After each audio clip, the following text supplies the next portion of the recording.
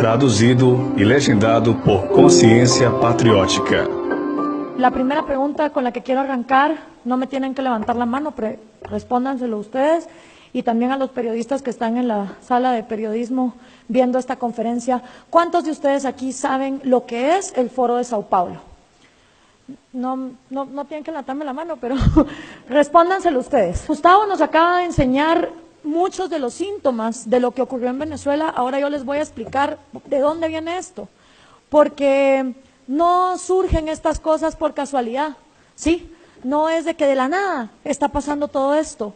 Todo esto es una estrategia muy bien armada que se va pensando por décadas y por eso es imperativo saber lo que es el Foro de Sao Paulo. Y México, de todos los países en América Latina en los que yo he trabajado, donde he estado dando conferencias, donde me he reunido con políticos, con jóvenes, con empresarios, es el país que menos enterado está regionalmente de todo lo que ocurre de Guatemala para el sur. Y eso hace obviamente que una amenaza sea mucho más fácil de ser infiltrada. Este señor está hablando en el año 1998, ¿ok? Como muchos cubanos le dijeron a los venezolanos, tengan cuidado porque Chávez se escucha igual que se escuchó Fidel Castro a principios de los 60. ¿Y qué hicieron los venezolanos? Se burlaron de los cubanos. Les dijeron exagerados, les dijeron estás en fantasía, Cuba es una isla, nadie puede ir a rescatarla, en cambio Venezuela es vecina de Colombia, es vecina de Brasil, eso aquí no va a pasar.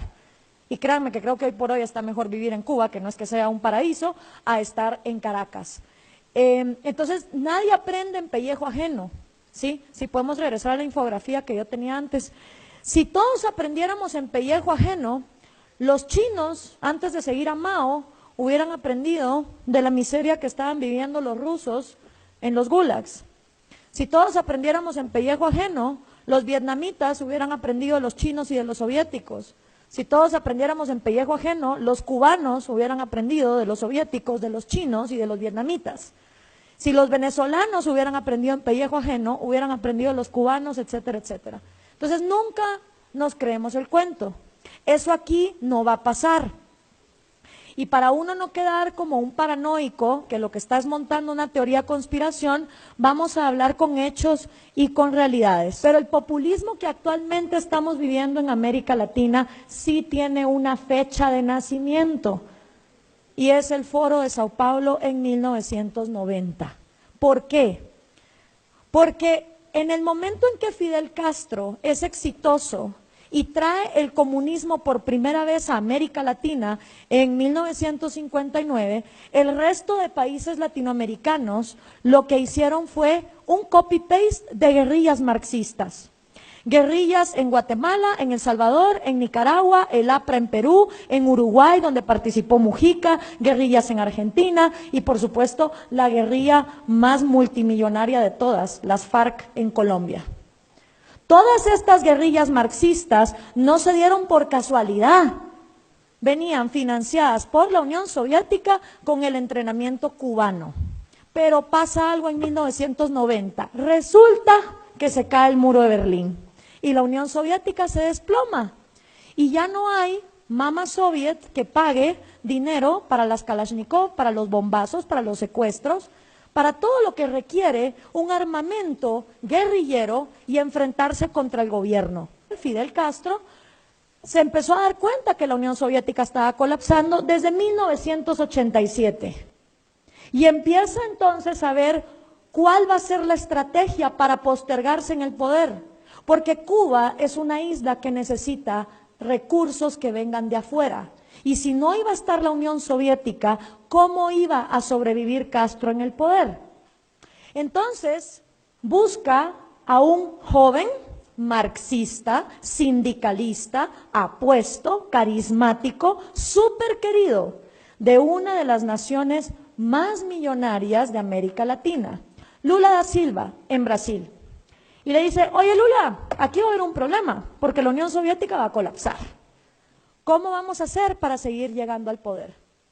Y organizan en el año 1990 en Sao Paulo, Brasil, el primer foro de Sao Paulo. Y en ese primer foro de Sao Paulo asisten todos los partidos comunistas, todos los guerrilleros marxistas, todos los sindicalistas de izquierda de la región latinoamericana.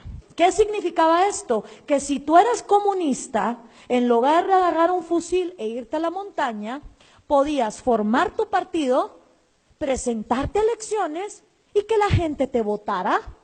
Hay un pequeñito problema. ¿Cómo hacemos para que la gente vote por comunismo en pleno año 90, cuando acaba de desplomarse el muro de Berlín y estamos descubriendo que 100 millones de seres humanos han muerto víctimas del comunismo? Está un poquito jodido vender esa idea cuando tanta gente ha muerto. Entonces había que encontrar una manera de manipular la democracia para poder llegar al poder. Aquí la lucha no es violenta. No se trata de andar matando gente, ni de irse al monte en una guerrilla. Aquí de lo que se trata es de hegemonía cultural. O sea, lavar cabezas.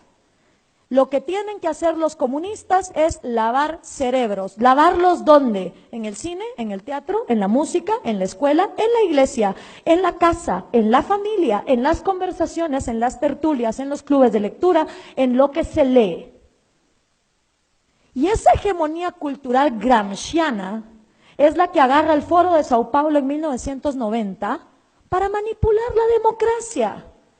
Y ahí es donde el populismo, es decir, hablar de cosas gratis, cuando gratis no hay nada en esta vida, alguien lo tiene que producir, hasta el día que no se empiecen a crecer hospitales en los árboles, ¿sí? Dividir a la sociedad con odio, acabar con las instituciones y todo el manual que ya don Gustavo nos habló. El Foro de Sao Paulo se reúne todos los años, desde el año 90. La última vez que se reunió en México fue en el año 2012. El primer presidente que ponen en el poder es Hugo Chávez, lo cual es una excelente noticia para Cuba, porque justamente el peor periodo de hambre y miseria que los cubanos han vivido es de 1990 a 1998, el famoso periodo especial. Y hasta que no entró el petróleo venezolano a reemplazar a mamá soviética, los cubanos estaban muy mal. Y ahora que el petróleo se desplomó, próxima parada, Colombia, porque el dinero de las drogas de las FARC es un excelente reemplazo del petróleo. Estos socialistas no piensan en décadas, piensan en siglos y están actuando por siglos.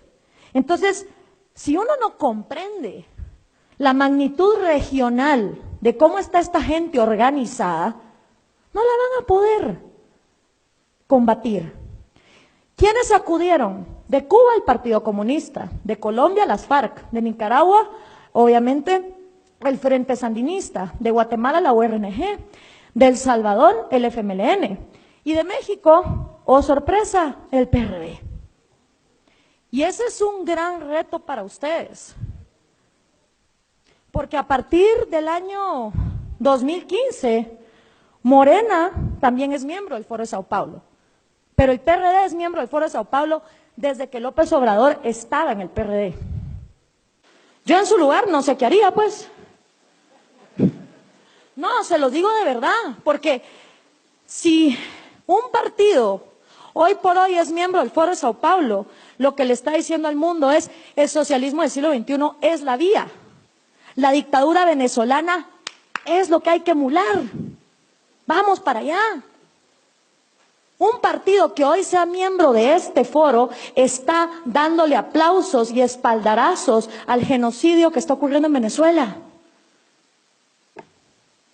Y si ustedes salen a decir, Morena es miembro del Foro de Sao Paulo, ¿qué van a hacer cuando les digan y el PRD también?